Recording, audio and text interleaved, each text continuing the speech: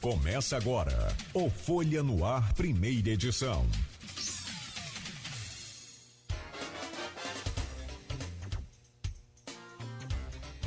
Sete horas e 8 minutos.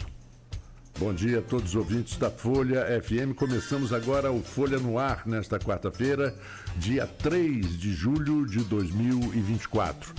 Eu sou Marco Antônio Rodrigues e nós teremos nesse programa de hoje do Folha no Ar a presença do jornalista Aloysio Abreu Barbosa e os nossos convidados de hoje, os antropólogos Gabriel Barbosa e Fernando Souza, diretores da produção Quiprocó Filmes, e que fizeram um documentário de primeiríssima qualidade que, independente de qualquer coisa, é a recomendação certa de quem assistiu, vai recomendar para muita gente. E o Fernando, ele participa da pós-graduação, programa de pós-graduação de Sociologia Política da UENF, também graduado na UENF, e o Gabriel é de Barra do Piraí. Então, bem-vindo a vocês, bom dia Aloysio, bom dia a vocês, autores desse filme incrível. Bom dia, Marco.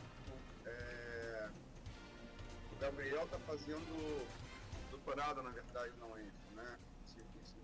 Em Sociologia Política. Ele é graduado na UENF há algum tempo. Fernando. Eu falei a pós-graduação, programa de pós-graduação, foi a formação dele. Mas enfim, Fernando e Gabriel, o filme foi exibido em algumas salas grandes do Rio de São Paulo e outras cidades do país, participou do Festival de Dubai, foi selecionado, concorreu também ali ao Prêmio Africano sobre o êxodo, né? São filmes que tratam do mesmo tema, o êxodo da milhões e milhões de pessoas da África escravizadas que foram para as Américas e países da Europa. E ele foi exibido recentemente na Vila Maria, com sala cheia, né? Foi uma coisa legal, filme sobre um tema denso, né? Na Vila, logicamente, contou muito com parte do público também universitário, e ele é um filme, como eu estava falando aqui no início, o Marco estava comentando, é um filme, se eu tivesse que usar o adjetivo, eu diria didático, né? Porque ele é capaz de pegar, de fazer com que pessoas que conheçam relativamente bem o Rio, já mesmo a periferia do Rio, né? Que a maioria conhece muito a Zona Sul, né? Ou Zona Oeste.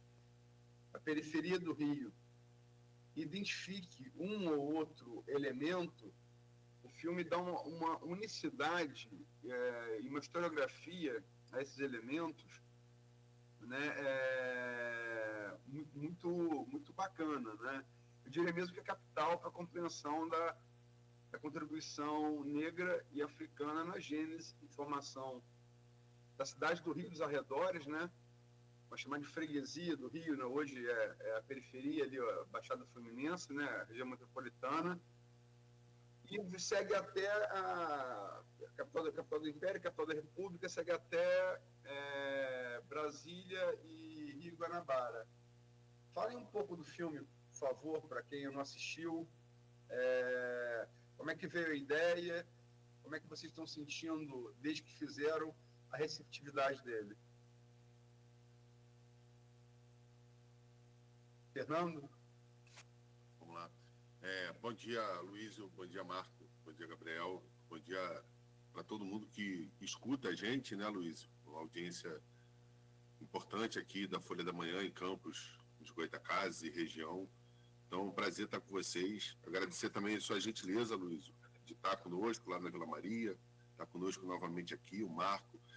E é um pouco Eu acho que do que você já trouxe, com certeza é parte importante do filme, o Aloysio, e o filme, né, que estreia nos cinemas em março de 2023, e após estrear nos cinemas tem aí uma trajetória muito bacana em festivais, em eventos acadêmicos da área de ciências sociais, que é justamente de onde eu e Gabriel, enfim, né, do nosso campo, vamos dizer assim, de formação.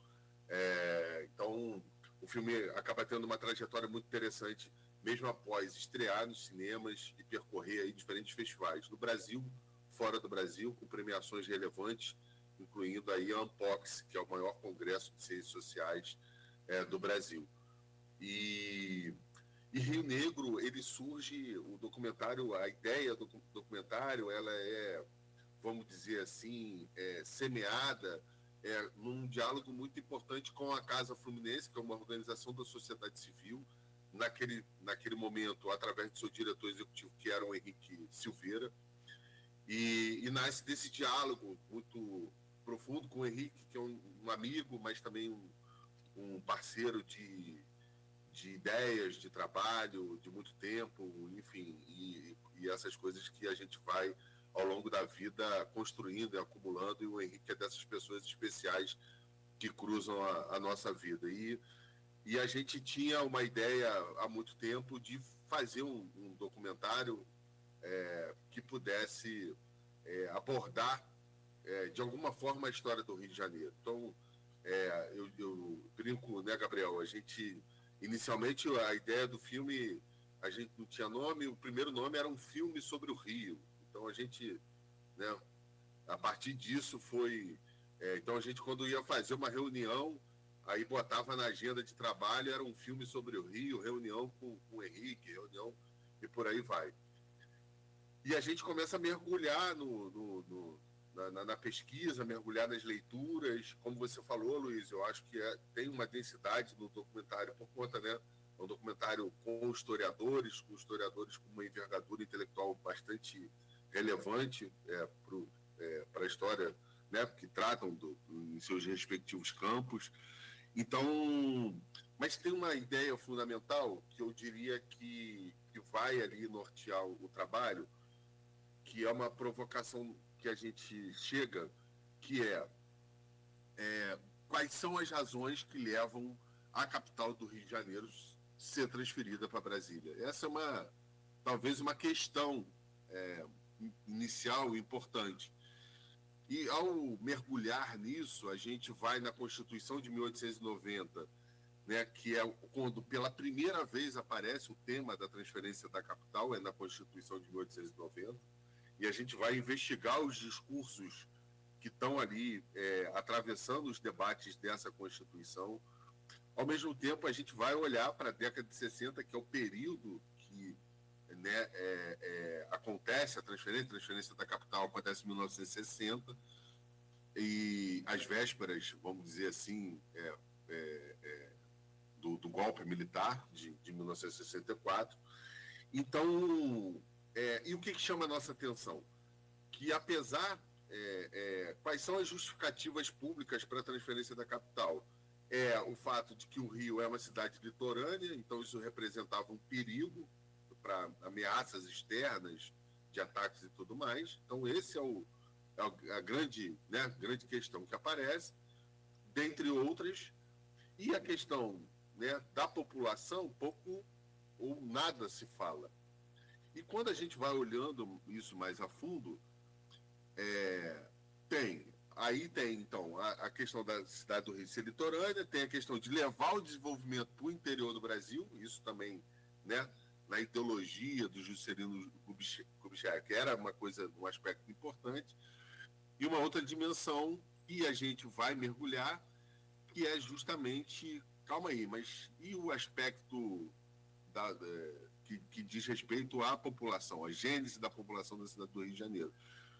E aí, então, estou olhando para os debates da Constituição de 1890, mas olhando também para o principal ideólogo do Juscelino Kubitschek, que é o Merapena, que escreve um livro Quando Mudam as Capitais, a gente vai percebendo aí uma série de pistas que levam a gente a crer o seguinte, tem uma dimensão aqui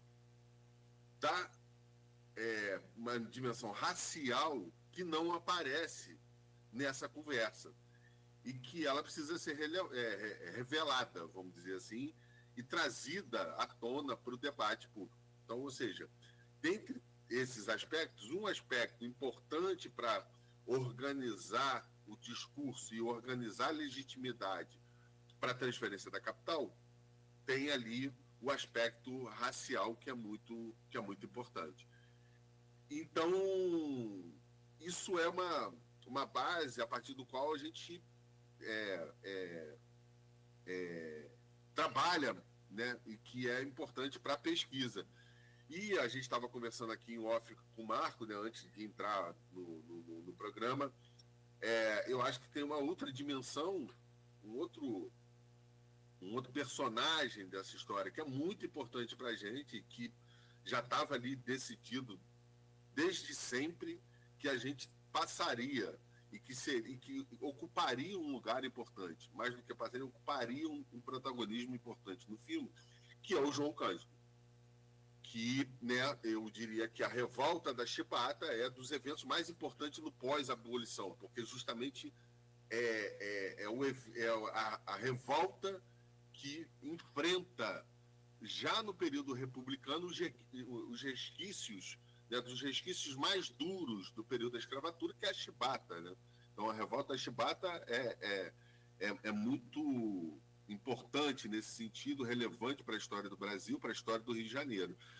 Então, são esses aspectos que a gente começa tateando e construindo o argumento e olhando do ponto de vista mesmo da pesquisa bibliográfica, dos próprios personagens e tudo mais, assim, Aloysio. E aí eu acho que o Gabriel pode complementar. Como eu disse, na Vila Maria, a gente, por vezes, concorda, às vezes discorda e, às vezes, não se entende, mas trabalha junto. E eu acho que esse é o desafio também interessante de dividir a direção, né, Gabriel? Eu acho que roteiro e tudo mais, assim. Então, eu acho que é isso, assim, Aloysio. Aspectos, vamos dizer assim, para iniciar a conversa, né, assim, do Rio Negro, e a gente chegar ao Rio Negro, que a gente pode explorar mais, porque Rio, vírgula, negro, não é muita gente pergunta, é um filme sobre o Rio Negro, não, é Rio, vírgula, negro. E tem uma brincadeira aí, obviamente, com Rio 40 Graus, com Rio Zona Norte, com Nelson Pereira dos Santos, como a gente abre o filme e tudo mais, assim. Então, o Rio Negro é também não um contraponto, mas uma forma de conversar com essa cinematografia do Nelson Pereira dos Santos, que com certeza é um dos maiores cineastas do Brasil. Então, enfim, Gabriel, passando a bola já para você aí complementar e a gente seguir a conversa. Bom dia a todos, a todas que também estão nos assistindo e nos ouvindo. Meu nome é Gabriel, e é uma honra estar aqui podendo falar sobre o nosso trabalho.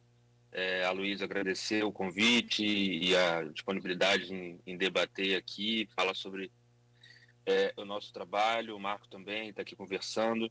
E é uma alegria muito grande porque a exibição do filme na Vila Maria foi, de fato, um evento muito bacana, assim, muito qualificado de debate, oportunidade da gente falar sobre as temáticas que o filme suscita, né? Então, são temáticas, como o Fernando está muito bem chamando a atenção, que a gente, ao longo de um processo de pesquisa muito grande, assim, muito longo, a gente foi juntando um quebra-cabeças que, no começo, a gente parte dessa hipótese, né, do ponto de vista da leitura e interpretação dos processos que levaram à transferência da capital do Rio de Janeiro para Brasília. E eu acho que a pesquisa que a gente se propôs desde o início, assim, justamente investigar essas justificativas, assim.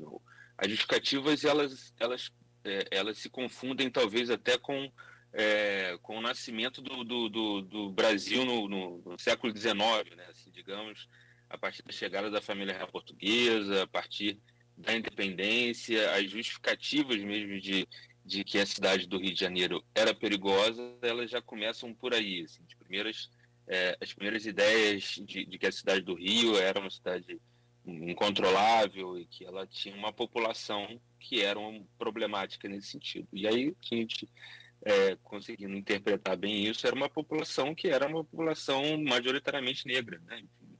O principal porto das Américas, o principal porto do tráfico negreiro nas Américas, que era a cidade do Rio de Janeiro. Então, e a gente começa a entender que essa ideia se confunde com a história da cidade do Rio de Janeiro também, né? Então, é uma história que está muito calcada em um medo, basicamente, né? Assim, eu acho que a gente busca no filme construir ou reconstituir uma história, uma genealogia do medo também, né? Dessa oligarquia ou desse poder constituído que sempre esteve no poder, né? Na cidade do Rio, ou pensando a cidade do Rio como a capital do Brasil, né? Esteve sempre no poder do país. Então, é um medo do que essa população poderia fazer, né? Considerando a situação em que estava, enfim, uma situação de permanente violência, permanente submissão a uma estrutura escravocrata. Então, a gente começa uma investigação, né, de como esses processos vão se consolidando ao longo do tempo, sobretudo no 19, na virada do 19 para o 20, com a instalação da República. Na República Brasileira, ela, como o Fernando bem disse, assim, a primeira Constituição republicana, ela coloca no segundo parágrafo já a previsão de transferência da capital do Rio para um lugar bem longe daqui, no centro do país, e isso não é algo nada trivial, né? Se o segundo parágrafo já tem uma ressalva ali de que a gente precisa lidar com essa questão, é algo que foi muito discutido nos debates da Constituinte. Isso está público, é só ver as atas lá do Senado, no arquivo do Senado, que você vê uma discussão muito clara e evidente sobre como essa população mestiça era um perigo, e era essa súcia, né, essa palavra que na época denominava uma malta, um bando, né, esse bando que é a população do Rio de Janeiro, era um perigo, e a gente precisa lidar com isso. Não à toa, a Constituinte, né, para quem não conhece a cidade do Rio de Janeiro, inicialmente ela começou no centro do Rio de Janeiro, ali perto da Praça 15, mas justamente pela presença da população nos debates, na rua, ocupando as ruas e buscando participar desse debate, ela é transferida para a Quinta da Boa Vista, que na época era bem afastado do centro da cidade. Isso já denota uma certa, uma extrema preocupação de não participação popular e de como essa população era vista como ameaçadora. Mas, ao mesmo tempo, acho que o filme, Aloysio, ele também busca olhar e eu acho que trocar a lente, assim, né, um pouco de como que a gente pode ver a cidade do Rio de Janeiro, ou de como que a gente, talvez durante muito tempo, invisibilizou essa possibilidade de olhar para a cidade do Rio de Janeiro. E a gente falando de cidade do Rio de Janeiro, acho que também, talvez a gente também tenha uma pretensão de expandir essa discussão para qualquer cidade do Brasil, né? E aí, do ponto de vista dos processos mais estruturais da nossa história, enquanto sociedade, tudo. Mas a gente tenta trocar essa lente justamente não só se limitando a essa visão do conflito muito importante que diz respeito a esse medo e a essa tentativa de fugir da população da cidade do Rio de Janeiro, mas é um medo que é constituído a partir também de todas as capacidades e potencialidades e realidades construídas por essa população. Então, o que eu estou querendo dizer? Todos os símbolos e os signos de brasilidade, daquilo do que é a nossa sociedade, do que a nossa sociedade é capaz de construir, basicamente e majoritariamente construído a partir de culturas africanas que vieram na diáspora para o Brasil. E aí, olhando para a cidade do Rio de Janeiro. Se a gente for pensar na cidade do Rio de Janeiro ou no Brasil, e qualquer estrangeiro que vai pensar no Brasil, vai pensar em carnaval, vai pensar em samba, vai pensar na música brasileira, que está muito influenciada e muito definida pelas referências das musicalidades africanas, das diversas africanidades que chegam no Brasil, então das religiosidades afro-brasileiras.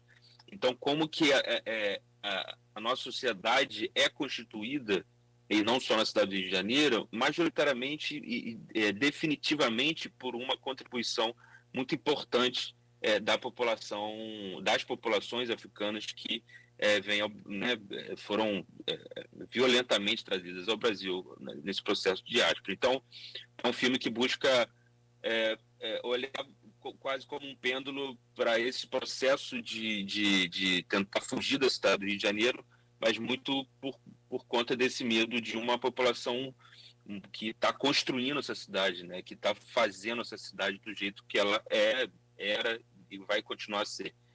O Rio é uma cidade negra, assim, então a gente busca trocar essa lente de perspectivas, né, de leituras possíveis da cidade do Rio de Janeiro a partir dessa lente. Duas questões que vocês colocaram. A primeira, que o Fernando colocou, é sobre vocês ouviram muitos historiadores, muito relevo, né, que conhecem com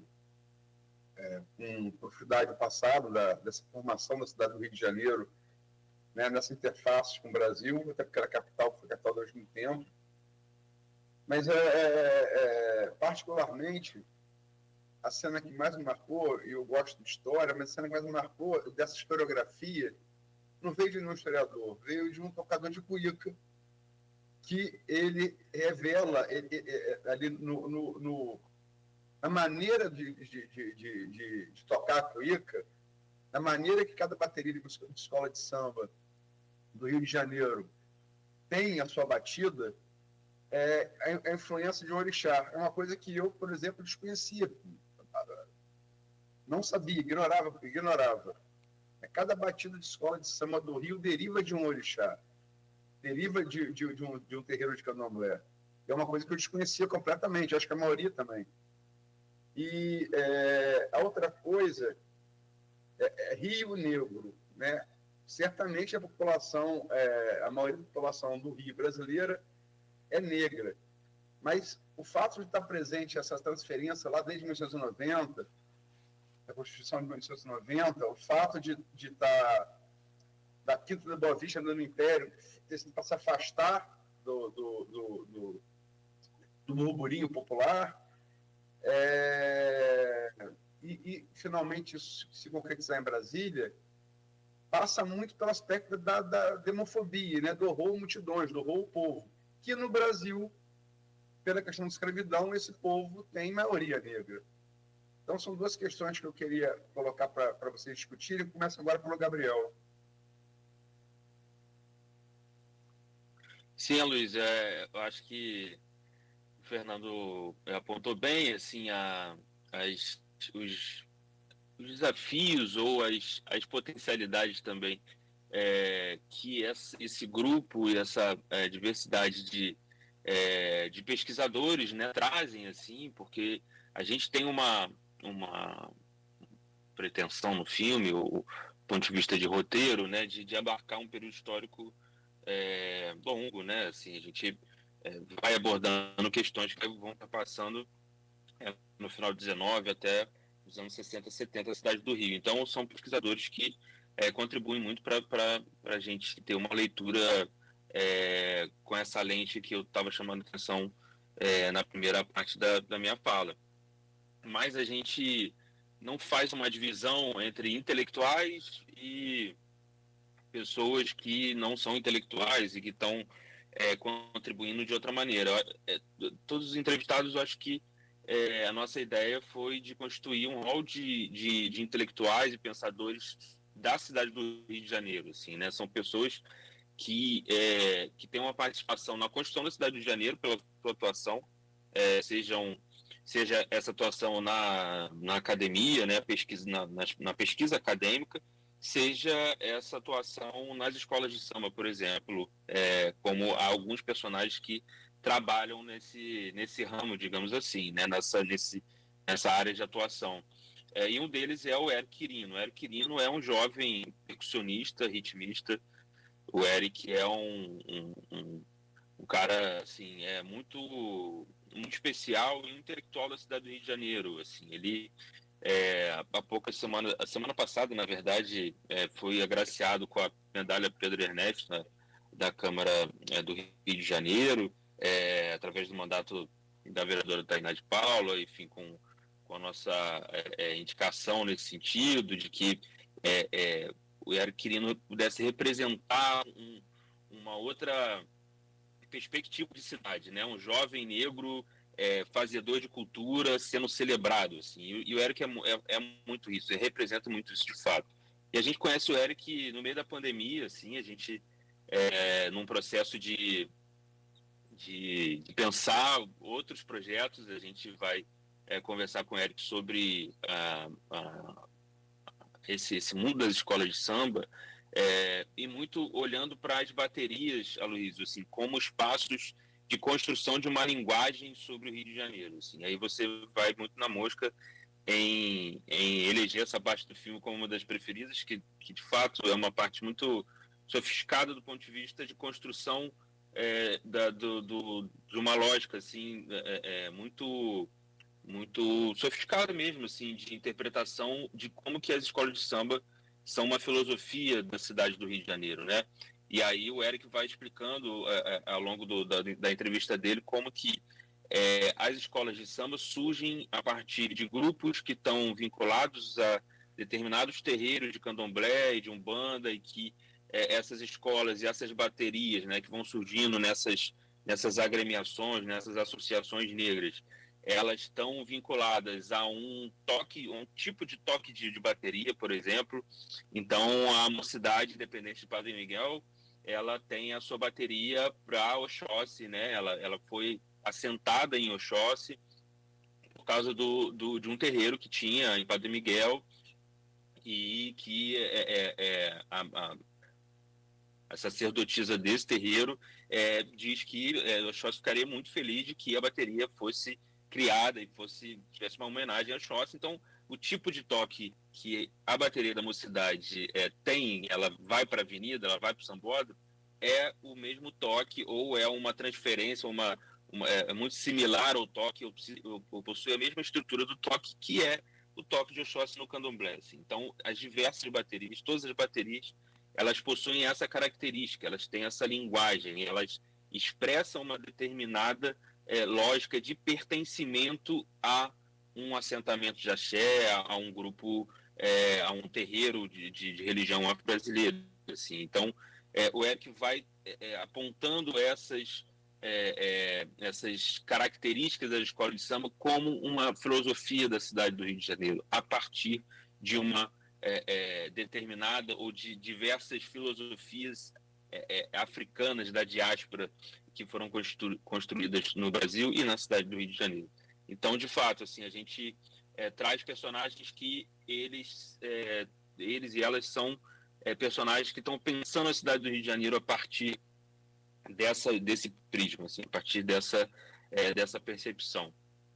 E aí você chama atenção, e já passando para o Fernando também falar um pouco sobre esse processo, né, de demofobia, né, que a gente aponta, assim, e como que essa demofobia é calcada de fato num recorte racial, assim, sem dúvida, Luiz, porque se a gente for perceber as primeiras campanhas, né, eleitorais para a presidência no Brasil, as primeiras campanhas na rua, né, porque as campanhas eram feitas em convenções, em teatros fechados, então tinha essa característica de não serem campanhas, sobretudo pela característica do voto, né, os analfabetos não votavam, enfim, as mulheres não votavam, mas a primeira eleição que se dá na cidade do Rio de Janeiro, né, para a presidência da República, é uma disputa em que o Nilo Peçanha, campista, do Morro do Coco,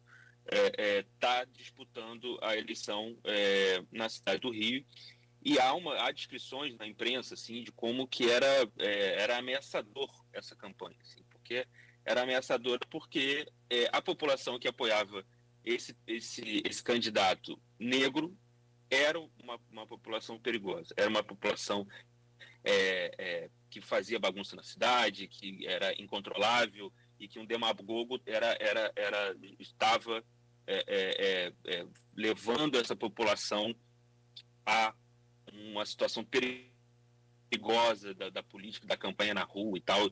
Então, muito... Acho que o filme busca montar esse quebra-cabeça muito no sentido de... Há muitas coincidências ao longo da história do Rio de Janeiro entre a população perigosa, o perigo, nós temos que tomar uma atitude, nós temos que nos proteger, ou proteger o poder, aí olhando para uma população perigosa, e essa população perigosa sempre foi constituída de uma maioria negra. Então, há uma série de coincidências ao longo da história do Rio de Janeiro e que a gente vai construindo esse quebra-cabeça partindo desse olhar e partindo dessa hipótese inicial, assim, né? A gente tem várias justificativas para entender a transferência da capital para Brasília, mas o tempo todo aparece esse medo, assim, o tempo todo isso está colocado. E por que a gente nunca olhou para isso de uma maneira estruturada, de uma maneira que a gente pudesse interpretar a história?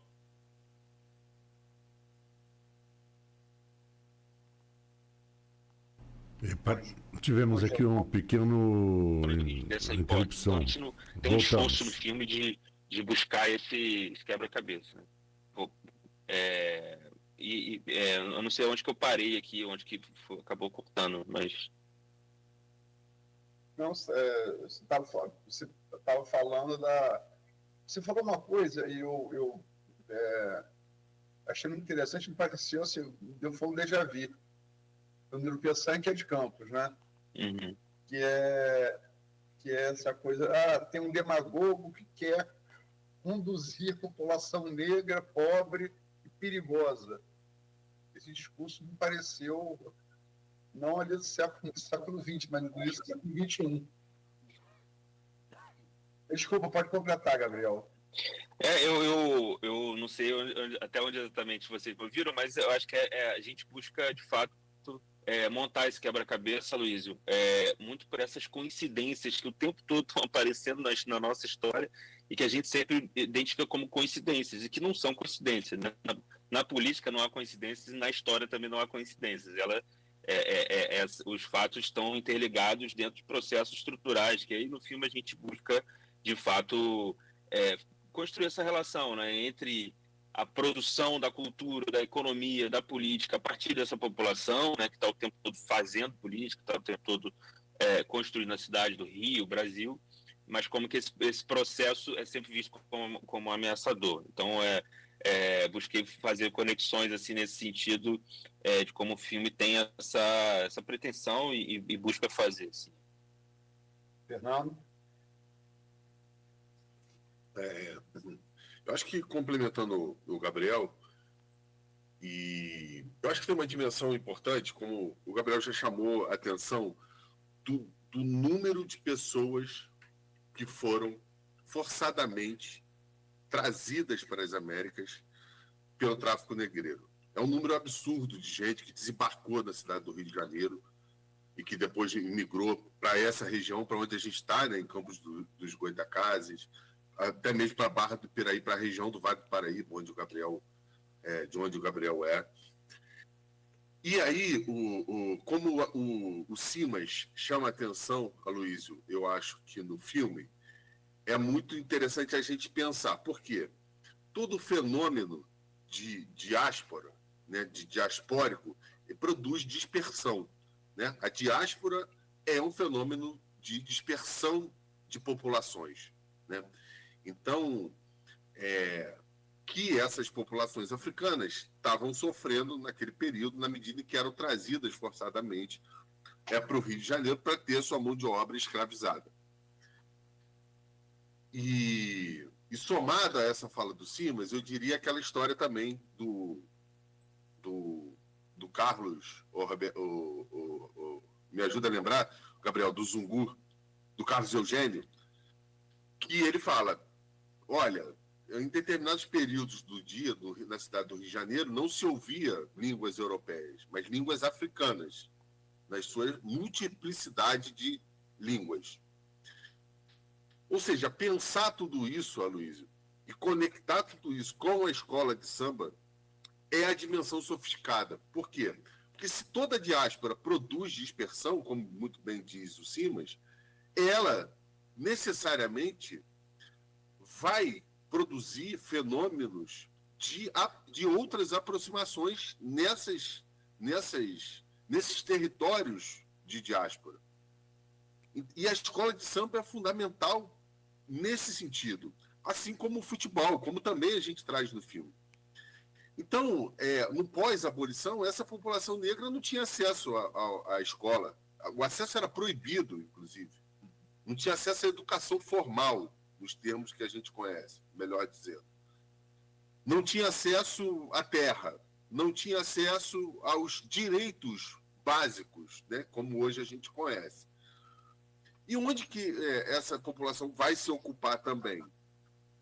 É nessas comunidades que acolhem, que são uma estratégia, como diz Helena Teodoro também, que também está no filme, uma estratégia de sobrevivência e de invenção de modos de viver nessa cidade diáspora. O Rio de Janeiro é uma cidade negra e é uma cidade diáspora. E por que é uma cidade diáspora? Porque recebeu esse número gigante, absurdo de pessoas escravizadas, porque ao longo do século XX experimentou diferentes fenômenos de dispersão, né, de remoções. O Lacerda é um desses políticos conhecidos por suas políticas que buscavam afastar e a partir de reformas urbanas e tudo mais. Então, assim, não só o Lacerda, mas assim, ao longo do século XX, o Rio de Janeiro experimentou uma série de reformas justamente para afastar essas populações do centro da cidade, da Zona Sul, essa população perigosa. Então, isso não é uma ideia nova, do ponto de vista da literatura. Eu acho que o Gabriel colocou uma coisa, que isso não é uma ideia nova do ponto de vista da literatura. Tem uma literatura na historiografia, na sociologia, na antropologia muito grande tratando disso. Agora, do ponto de vista cinematográfico, que é o barato da história. Do ponto de vista documental, né, assim, para a gente, era reivindicar uma cidade, um Rio Negro, tratar dessas questões. Então, quando a gente olha, e esse é o barato sofisticado da história, e que não é um olhar para a população negra em que a gente reforce, ou mais perigoso que isso, né? Reforce e reifique uma subalternidade. O que ao longo do século XX o Rio de Janeiro fez com a sua população negra, né? Políticas de subalternização dessa população, né? Afastando essa população do centro da cidade, né? Levando essa população a viver no que hoje a gente conhece como áreas de favela, né? Em áreas não urbanizadas e tudo mais. Olhar a história das remoções na cidade do Rio de Janeiro. Não obstante tudo isso, dor, sofrimento e tudo mais, o nosso olhar também era o seguinte: essa população tem algo de sofisticado e que contribui efetivamente para a formação da cidade do Rio de Janeiro. E aí, como o Eric Quirino, assim, mais uma vez citando o filme, diz na sua sofisticação, se todo mundo é apaixonado por essa cidade do Rio de Janeiro, o samba é grande parte disso. Porque não foi o Rio de Janeiro que inventou o samba, foi o samba que inventou o Rio de Janeiro. Então, reivindicar isso é a sua sofisticação do ponto de vista artístico e intelectual, da capacidade dessa população negra em diáspora, que tem, com toda a sua força, a capacidade ainda de inventar coisas maravilhosas como a escola de samba, né? Do ponto de vista estético, artístico, cultural, social, comunitário, político e econômico, né? O carnaval das escolas de samba do Rio de Janeiro hoje é responsável por grande parte da arrecadação do ISS ao longo do ano do Rio de Janeiro. Tem 2 grandes eventos que geram grandes arrecadações do ponto de vista de impostos para o Rio de Janeiro. Um é o carnaval e o outro é o Réveillon. Réveillon esse também inventado pelas macumbas, né, que é as umbandas que iam para as beiras de praia no Rio de Janeiro e que depois se transforma numa grande festa, numa festa, né, de grandes proporções. E aí a ironia da história, como o Simas também diz, né, desse caráter sofisticado. Então, quando a gente vai olhar para tudo isso, a gente encontra o Abdias, né? A gente tem o Abdias Nascimento com o teatro, a gente tem o André Rebouças na engenharia, responsável por grandes obras. Então, olhar, reivindicar o Rio Negro, olhar para essa população não no lugar dessa população historicamente subalternizada. É olhar para José do Patrocínio como um dos grandes jornalistas desse país, campista, José do Patrocínio, abolicionista, importante para o movimento abolicionista. Então, olhar para tudo isso de um ponto de vista, como o Gabriel chamou a atenção, de um outro ponto de vista, em que a gente tem um protagonismo negro importante no debate sobre o Rio de Janeiro. Por exemplo, uma coisa que a gente não consegue abordar no filme por uma série de razões, que seria a jornalista Ana Flávia, que hoje é diretora do Arquivo Nacional, é tratar, e aqui na sua seara, Luiz e do Marco, do jornalismo, e a Ana Flávia tem uma pesquisa de envergadura muito importante nesse sentido, que é jornalistas negros que estão numa imprensa ali no final do século XIX, início do século XX, discutindo o Rio de Janeiro, né? Jornalistas que estão em uma imprensa ali muito efervescente, vocês sabem disso, né? Um número de jornais infinito, né, em circulação na cidade do Rio de Janeiro, não só no Rio de Janeiro, mas no interior, né? Aqui no interior a gente tem, em Campos, sobretudo, a gente tem exemplo de grandes jornais que já tiveram em circulação, dentre eles a Folha da Manhã, né, e que até hoje está aí, e que bom que esteja aí, que seja fortalecido. Mas eu acho, Aloysio, que essas características e essas ironias da história do ponto de vista, né, como que essa população, vamos dizer, negra, né, de origem africana, subverte essa subalternização, subverte a partir de uma capacidade inventiva de recriar laços comunitários nessa cidade em diáspora, a partir dessa criação de novos laços comunitários, inventar religiosidades, inventar o fenômeno das escolas de samba, assentando cada toque num orixá. Então, se o Salgueiro toca para Xangô, o Império toca para Ogum. É onde a bateria está assentada, né? E a Mangueira toca para Inhansã. Então, esse é o barato, e eu acho que esse é a sofisticação de tudo isso. Assim. E como você falou, o Eric, que é com certeza uma liderança hoje, né, importante, também uma liderança, mas também do ponto de vista da sua capacidade intelectual, como o Gabriel disse, como os outros historiadores e tudo mais.